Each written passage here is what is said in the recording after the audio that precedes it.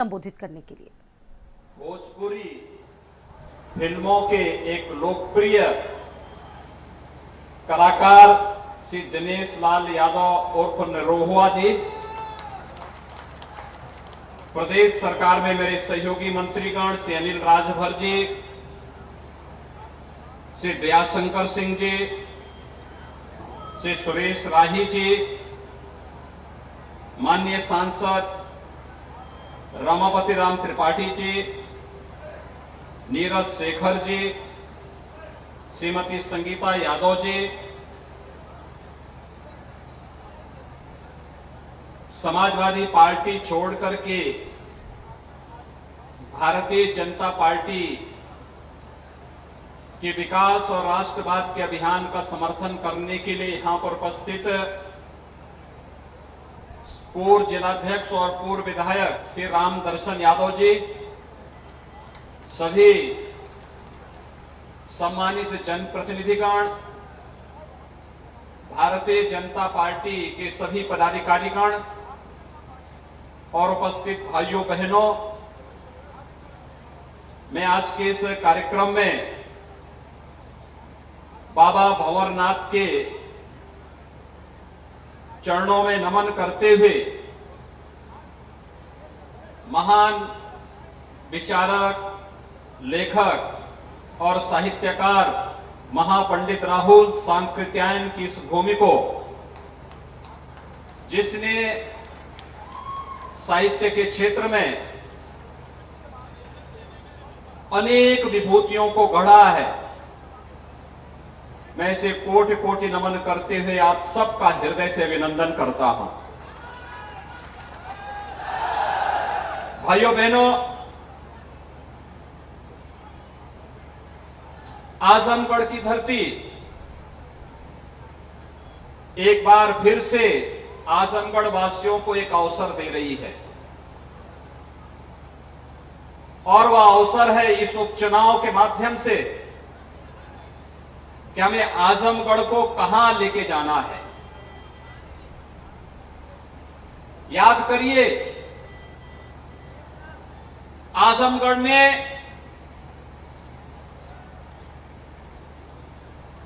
दो मुख्यमंत्री दिए, लेकिन आजमगढ़ का विकास नहीं हो पाया।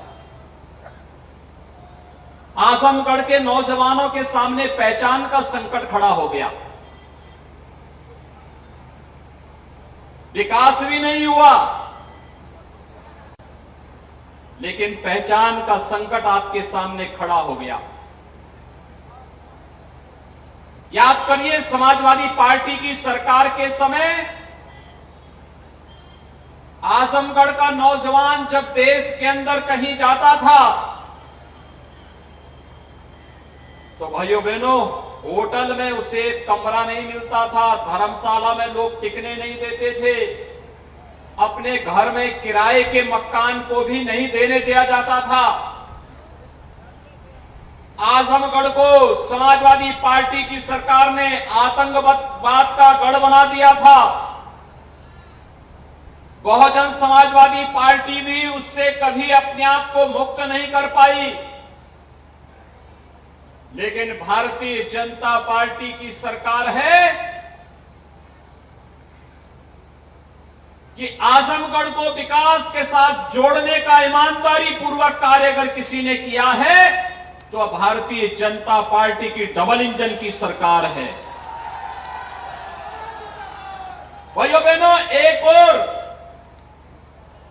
वाराणसी प्रधानमंत्री मोदी जी के मार्गदर्शन और नेतृत्व में विकास की एक नई ऊंचाइयों को छू रहा है।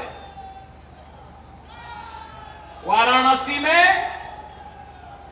अंतर्राष्ट्रीय हवाई अड्डा है, वाराणसी में काशी विश्वनाथ धाम, कितने लोगों ने काशी विश्वनाथ धाम का दर्शन किया है? वाह भाई, अभिनंदन आपका।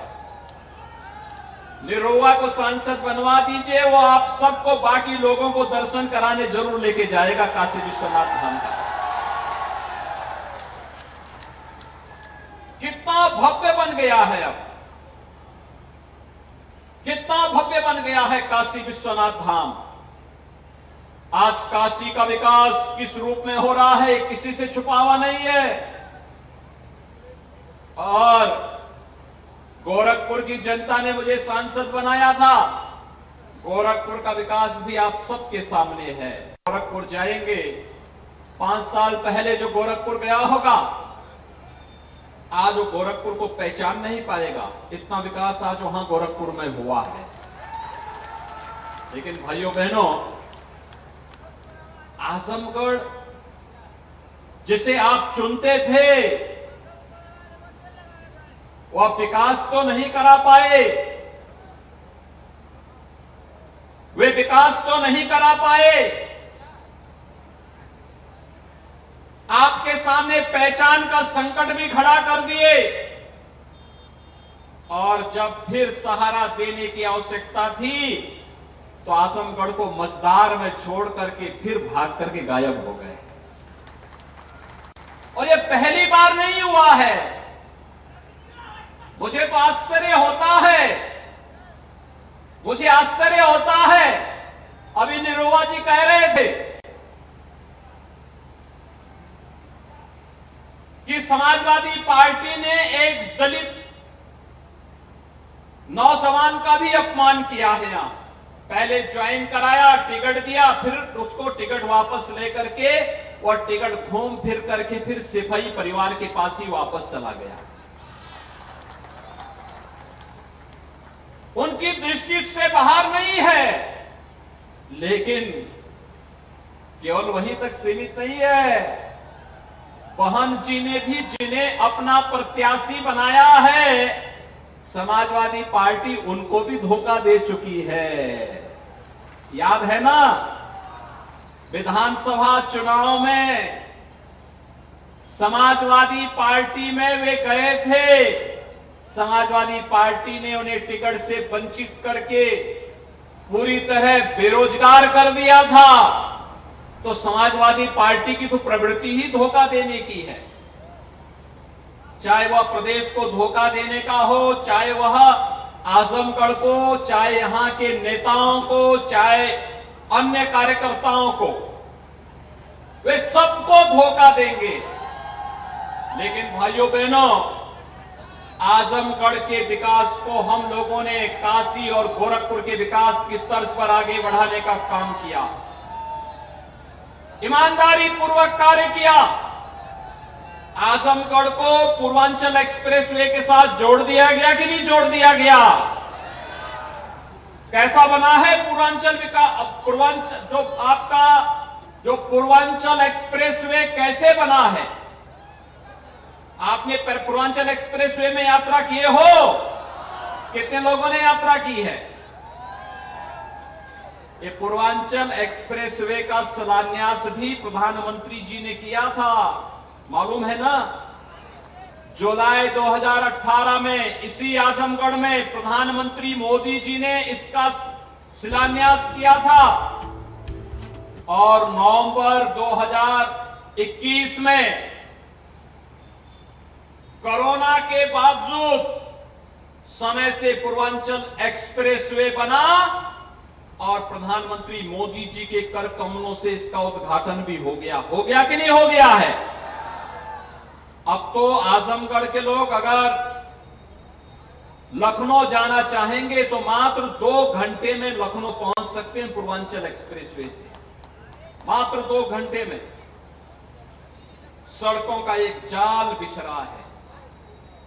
गोरखपुर को जोड़ने वाला मार्ग 4 लेन हो रहा है। जौनपुर से वाराणसी जाने वाला मार्ग 4 लेन हो रहा है। गाजीपुर को और लखनऊ को जोड़ने के लिए पहले से ही पूर्वांचल एक्सप्रेसवे है। और भाइयों बहनों, अभी तो हम लोग बलिया को जोड़ने के लिए भी एक बड़ी कार्य योजना को आगे बढ़ा रहे हैं, और वह भी आजमगढ़ और मऊ के बीच से होकर के बलिया को भी जोड़ने के एक बड़े कार्य को आगे बढ़ाने जा रहे हैं। यानी विकास बड़े तेजी के साथ आगे बढ़ रहा है। आजमगढ़ में एयरपोर्ट नहीं था, आज तो हम लोगों ने आजमगढ़ में भी एयरपोर्ट दे दिया और बहुत जल्दी यहां वायु सेवा भी प्रारंभ करने जा रहे हैं। वायु सेवा आपके पूर्वांचल में आजमगढ़, गोरखपुर और वाराणसी की तरह ही आजमगढ़ से भी वायु सेवा प्रारंभ करने जा रहे हैं। यह भी आपके लिए पहले नहीं हुआ था और अब आजमगढ़ के नौजवानों को डिग्री लेने के लिए जौनपुर, गोरखपुर या काशी नहीं बल्कि आजमगढ़ में ही महाराज सुहेलदेव के नाम पर विश्वविद्यालय का निर्माण का कार्य भी प्रारंभ हो गया है। विश्वविद्यालय का निर्माण हो रहा है। आपने देखा होगा माननीय गृह मंत्री अमित शाह जी आए थे, शिलान्यास किए हैं, कार्य प्रारंभ हो चुका है। इस सत्र में आजमगढ़ और मऊ से जुड़े हुए जितने महाविद्यालय हैं, इन सभी महाविद्यालयों को हम आजमगढ़ विश्वविद्यालय के साथ जोड़ने की कार्रवाई अंतिम स्टेज में चल रही है और यही विश्वविद्यालय परीक्षा भी कराएगा। और जब विश्वविद्यालय का अपना भवन बनकर के तैयार होगा, आजमगढ़ के नौजवानों को आजमगढ़ में ही डिग्री मिलेगी और नौकरी की संभावनाओं को आगे बढ़ाने का काम भी कराएंगे। भाइयों बहनों, आजमगढ़ में विश्वविद्यालय का बनना विकास की ढेर सारी संभावनाओं को आगे बढ़ाएगा। और ये जो पूर्वांचल एक्सप्रेसवे है, ये केवल सड़क मात्र नहीं है, यहां के नौजवानों के लिए नौकरी और रोजगार की सुविधा उपलब्ध कराने का भी एक माध्यम बनेगा। नौकरी और रोजगार उपलब्ध करवाने का कार्य हम इस एक्सप्रेसवे के माध्यम से औद्योगिक क्लस्टर भी विकसित करने जा रहे हैं। औद्योगिक गलियारा बनेगा, इसके दोनों ओर बड़े बड़े उद्योग लगेंगे। नौजवानों को यही नौकरी मिलेगी, यही रोजगार मिलेगा। उन्हें दिल्ली, मुंबई, कोलकाता, बेंगलोर नहीं जाना पड़ेगा, यहीं पर उन्हें नौकरी भी प्राप्त होगी। यहां की ऊर्जा और यहां की प्रतिभा यहीं के विकास पे अपना पैसा खर्च करेगी। पूर्वांचल एक्सप्रेसवे से हम लोग आजमगढ़ से ही गोरखपुर लिंक एक्सप्रेसवे बनाने जा रहे हैं। काम चल रहा है, युद्ध स्तर पर कार्य चल रहा है। यह काम पहले भी हो सकता था ना। आपने दो बार दो पूर्व मुख्यमंत्रियों को सांसद बनाया था कि नहीं बनाया था? और वे भी विकास करा सकते थे, लेकिन उन्होंने विकास पे रुचि नहीं ली। उनके लिए आजमगढ़ का विकास और उत्तर प्रदेश का विकास मायने नहीं रखता था। उनके लिए स्वयं का विकास और अपने परिवार का विकास महत्वपूर्ण रखता था। और इसीलिए तो घूम फिर करके हम भी ये मानते थे कि अखिलेशी विधायक बन गए हैं, तो अखिलेशी विधायक बनने के बाद आजमगढ़ को तो नहीं छोड़ेंगे, क्योंकि आजमगढ़ ने संकट के समय उनका साथ दिया था। यद्यपि यहां के कार्यकर्ता पहले से आशंका व्यक्त कर रहे थे कि देखिए वह धोखा जरूर देंगे, जरूर धोखा देंगे, क्योंकि कोरोना कालखंड में मुझे एक बात बताओ, यहां के सांसद कोरोना कालखंड में यहां का हालचाल लेने के लिए आए थे क्या? वे सांसद थे ना, वे आए थे कि नहीं आए थे? और जब आपका हालचाल लेने नहीं आए थे तो इसका मतलब उन्होंने कोई सहायता भी नहीं भेजी होगी। भाइयों बहनों, लेकिन कोरोना कालखंड में मैं 3 बार आया था आजमगढ़। 3 बार मैंने दौरा किया था यहाँ का। मैंने जिला अस्पताल का दौरा किया था, मैंने मेडिकल कॉलेज का भी दौरा किया था, मैंने यहां पर एक कोरोना से पीड़ित बस्ती का भी दौरा किया था। वहां के परिवार के लोगों से भी मैं मिला था। लोग मुझे कहे, अरे कोरोना है, आप कोरोना से पीड़ित लोगों को मिल रहे हैं। मैंने कहा भी देखिए, वह पीड़ित है और मेरा दायित्व है कि मैं उसकी पीड़ा में उसका सहभागी बनकर के उसकी पीड़ा को दूर करने में योगदान दूं। अच्छा, मुझे एक बात बताओ, आप में से कितने लोगों ने कोरोना का वैक्सीन लगाया है? इसने कोरोना से आपको बचाया है ना? अखिलेश जी क्या बोलते थे?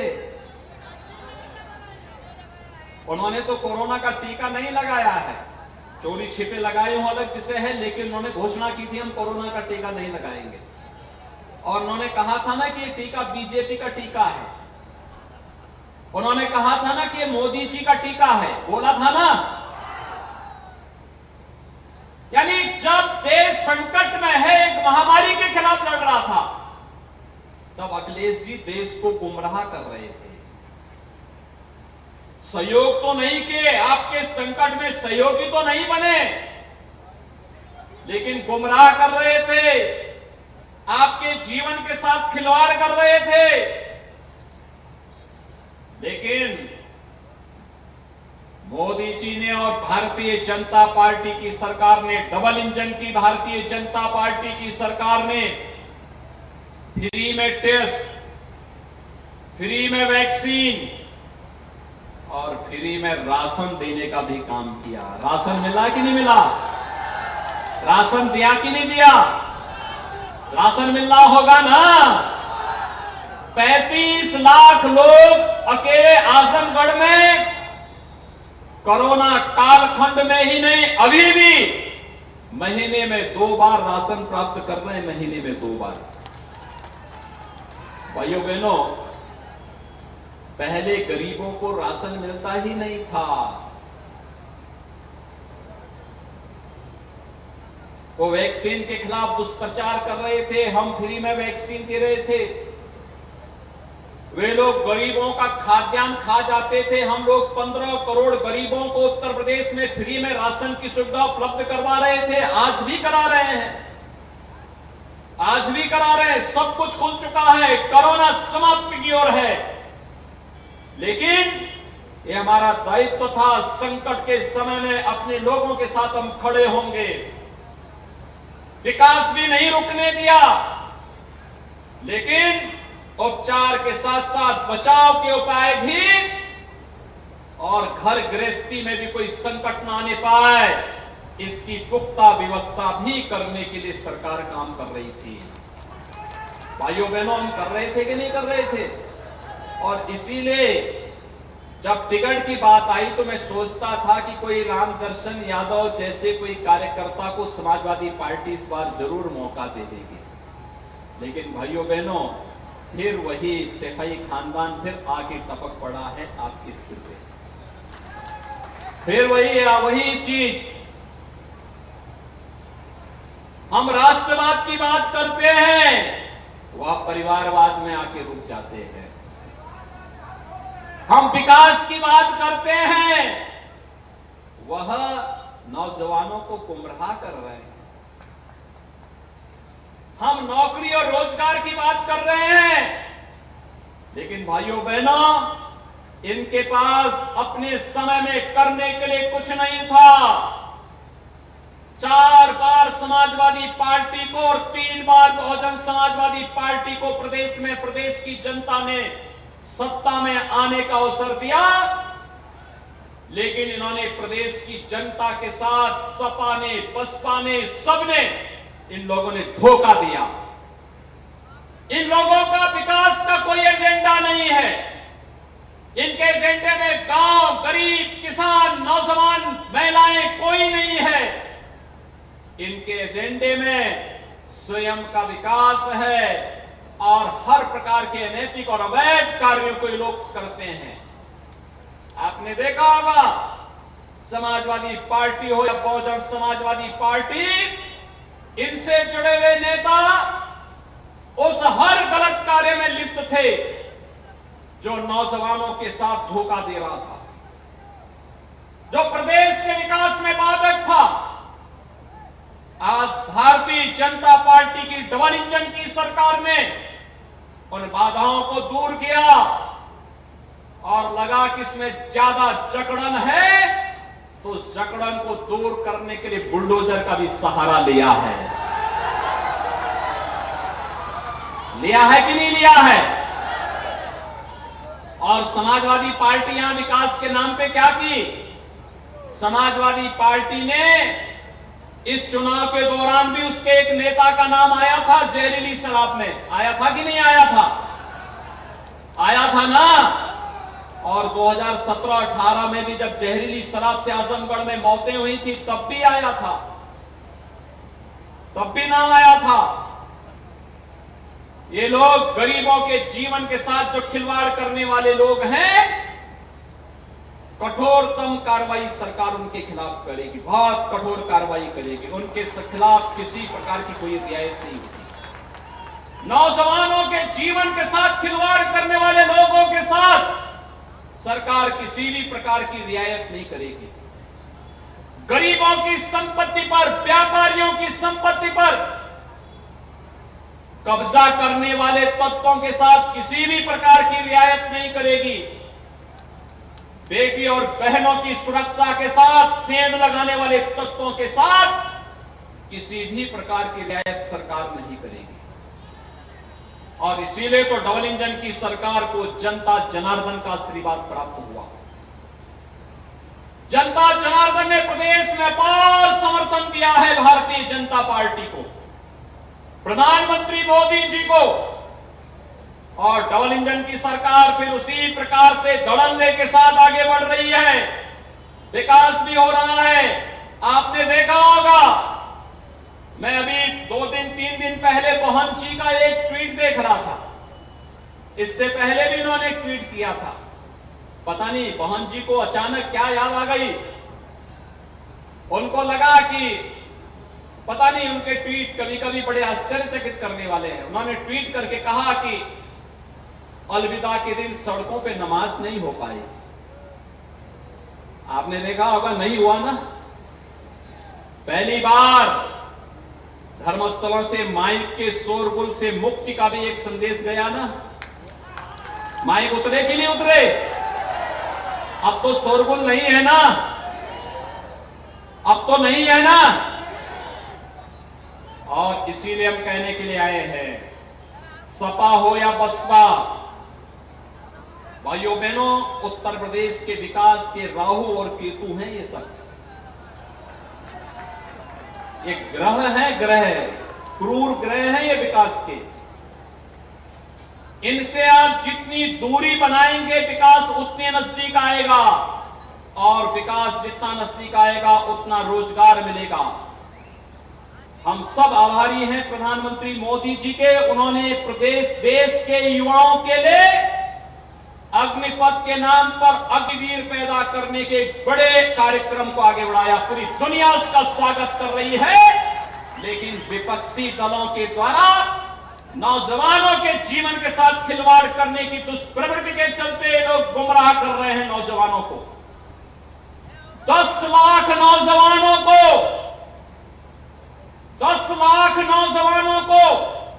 1.5 वर्ष के अंदर सीधे सीधे नौकरी मिलेगी, रोजगार मिलेगा, नौकरी मिलेगी। और 4 वर्ष यानी ट्रेनिंग के बाद 4 वर्ष का जो उनका टेन्योर होगा, इसमें 25% आर्मी में जाएंगे, वायुसेना और नौसेना में जाएंगे, पैरामिलिट्री, केंद्रीय रिजर्व पुलिस बल या असम राइफल और अन्य पैरामिलिट्री में उनके लिए रिजर्वेशन की घोषणा हो गई है। उत्तर प्रदेश सरकार ने, मध्य प्रदेश सरकार ने, उत्तराखंड सरकार ने और तमाम अन्य राज्य सरकारों ने कहा कि ये अग्निवीर जब आएंगे 4 साल के बाद, तो इन्हें उत्तर प्रदेश पुलिस के साथ साथ अन्य सेवाओं में हम भी प्राथमिकता देंगे, क्योंकि ये नौजवान हमारी एक विभूति होगी। यह हमारे लिए एक गिफ्ट होगा। जिसके पास ट्रेनिंग होगी, जिसके पास अनुशासन होगा, जिसके पास धैर्य होगा, और विपरीत संकट के समय देश के लिए क्या जज्बा होना चाहिए, ये भाव होगा, ये नौजवान जब हमारा 18 से 21 वर्ष का ये नौजवान यूनिफॉर्म पहन करके जब अपने घर में आएगा तो घर के लोग भी गौरव के साथ कहेंगे, अपने नौजवान पर गौरव की अनुभूति करेंगे कि देखे हमारा ये लड़का हाई स्कूल और इंटर पास करने के बाद अपना रास्ता स्वयं बना रहा है। उसको तमाम प्रकार की अन्य सुविधाएं उपलब्ध करवाने की बात हुई है, लेकिन भाइयों बहनों, नौजवानों के जीवन के साथ जिन लोगों ने खिलवाड़ किया था, याद करिए 2017 के पहले क्या होता था। कोई नौकरी निकलती थी और पूरा खानदान निकल पड़ता था वसूली में। निकल पड़ता था कि नहीं निकल पड़ता था? हमने तो 5 लाख सरकारी नौकरी दी है। 1,61,00,000 नौजवानों को हम लोगों ने निजी क्षेत्र में निवेश के माध्यम से उन्हें तमाम प्रकार से नौकरी और रोजगार उपलब्ध करवाया है और 60 लाख परंपरागत उद्यम में कार्य करने वाले परिवारों को भी स्वतः रोजगार के साथ जोड़ने का काम किया है। लेकिन मैं कहना चाहता हूं कि आखिर सपा और बसपा की सरकार के समय हमारे नौजवानों के साथ क्यों धोखा होता था? कोई नौकरी निकलती थी, नौकरी के नाम पे धोखा, पैसे वसूली शुरू हो जाते थे।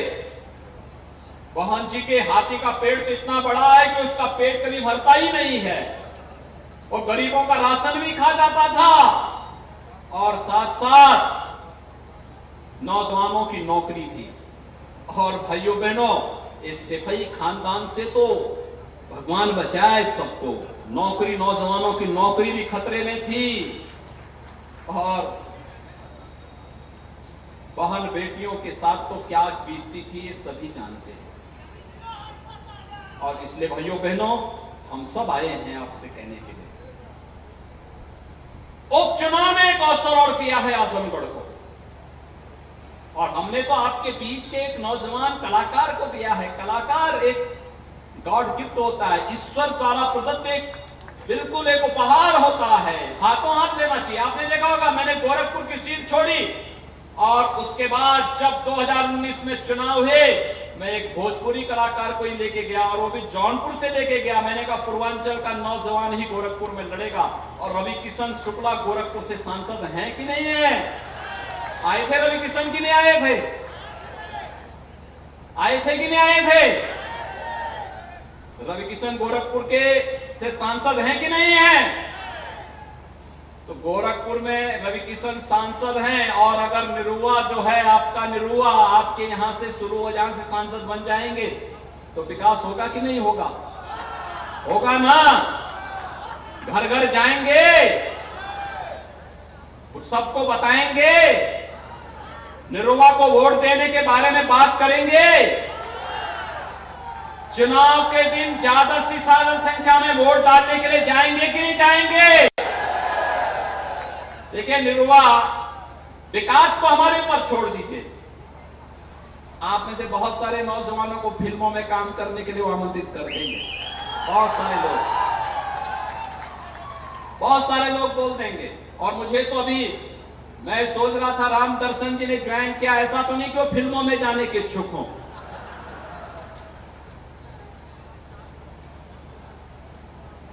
लेकिन मैं कह सकता हूं, नौजवानों के लिए बहुत सारे अवसर हम ला रहे हैं। हमारा नौजवान प्रदेश के अंदर, हम देश और दुनिया की सबसे अच्छी फिल्म सिटी लाने जा रहे हैं उत्तर प्रदेश के अंदर। और याद रखना, भोजपुरी फिल्म उद्योग के लिए भी अवसर आएंगे, क्योंकि कलाकार तो हमारी एक उपलब्धि है, हमारे लिए ईश्वर द्वारा प्रदत्त एक उपहार है। और इन कलाकारों को सम्मानित करना, इन्हें आगे बढ़ाने के लिए प्रोत्साहित करना, इन्हें मंचों के माध्यम से आगे बढ़ाने का अवसर देना, ये हमारा दायित्व है। और भाइयों बहनों, मैं एक बार फिर से आपके पास आया हूं, आजमगढ़ को आतंकवाद का गढ़ मत बनने दीजिए। आजमगढ़ को आर्यमगढ़ बनाने की, विकास की प्रक्रिया के माध्यम से आर्यमगढ़ बनाने की प्रक्रिया के साथ जोड़ने के लिए आपके साथ आया हूं मैं। आपके पास आया हूं मैं कहने के लिए फिर से, अवसर को चूकिएगा मत। ईश्वर ने अगर आपको एक अवसर दिया है तो भाइयों बहनों, आजमगढ़ में आप देख रहे होंगे अब घटनाएं नहीं घटित होती। नहीं तो यहां पे क्या होता था, सिवली नेशनल कॉलेज में अजीत राय की भी हत्या हुई थी कि नहीं हुई थी? तब बसपा या सपा की सरकार थी, बसपा की सरकार थी। तब मुन्नर यादव और सुन्नर यादव की हत्या हो गई थी। कितने बहादुर गौभक्त थे सुन्नर यादव, मुबारकपुर के। मैं विनम्र श्रद्धांजलि देता हूं इनको, महान गौभक्त थे। लेकिन भाइयों बहनों, ये समाजवादी पार्टी सरकार की और बहुजन समाजवादी पार्टी सरकारों की तुष्टीकरण की भेंट चढ़ गए। और आज मैं आपके पास आया हूं आपसे कहने के लिए, भारतीय जनता पार्टी प्रधानमंत्री मोदी जी के नेतृत्व में विकास और राष्ट्रवाद की पक्षधर है। विकास के साथ कोई खिलवाड़ नहीं, नौजवान के जीवन के साथ किसी को खिलवाड़ करने की छूट नहीं देंगे। मां बहनों की, बेटी और बहनों की सुरक्षा के साथ किसी को खिलवाड़ नहीं करने देंगे। और हर गरीब को योजनाओं का लाभ देकर के, हर गरीब को, किसी को मकान दिया जा रहा है, राशन की सुविधा सभी को, स्वास्थ्य की सुविधा सभी को, रसोई गैस की सुविधा सभी को, बिजली की सुविधा सभी को, सड़क सबके लिए, बिजली सबके लिए। अब तो हर घर नल के माध्यम से भी हम पेयजल की सुविधा घर घर में पहुंचा रहे हैं। वृद्धावस्था पेंशन, दिव्यांगजन पेंशन और निराश्रित महिलाओं के लिए पेंशन की सुविधा भी उपलब्ध करवा रहे हैं कि नहीं करवा रहे हैं? भाइयों बहनों, ये पहले क्यों 2017 के पहले क्यों नहीं मिलता था? क्योंकि उनकी विकास की सोच नहीं थी। इसलिए मैं आप सबसे अपील करूंगा, आप लोग यहां पर आए हैं, आप सभी लोग जितनी भारी संख्या में यहां पर हैं, भाइयों बहनों, ये सभी लोग क्या आज 19 जून हो गई, 20, 19, 20, 21, 22, 4 दिन का समय आपके पास है। ये 4 दिनों के अंदर क्या आप 25-25 घरों में जनसंपर्क करने के लिए जाएंगे ना? अपने अपनी विधानसभा के, अपने अपने गांव, अपने अपने बूथ, अपने अपने सेक्टर में 25-25 घरों तक मेरा संदेश लेकर के जाएंगे ना? विकास और सुरक्षा की जिम्मेदारी हमारी, जिताने की जिम्मेदारी आपकी। सहमत है ना? 25-25 घरों तक जाएंगे और 25 घरों पर जाकर के चुनाव के दिन 23 जून को प्रातः काल से मतदान प्रारंभ होने के साथ ही पोलिंग बूथ पर जाकर के पहले मतदान फिर जलपान के संकल्प के साथ जुड़ेंगे। सबको जोड़ पाएंगे? सब जोड़ेंगे? यही अपील आपसे मैं कहता हूं। दोनों हाथ ला करके मेरे साथ बोलेंगे, दोनों हाथ ला करके बोलेंगे, भारत माता की, भारत माता की, भारत माता की।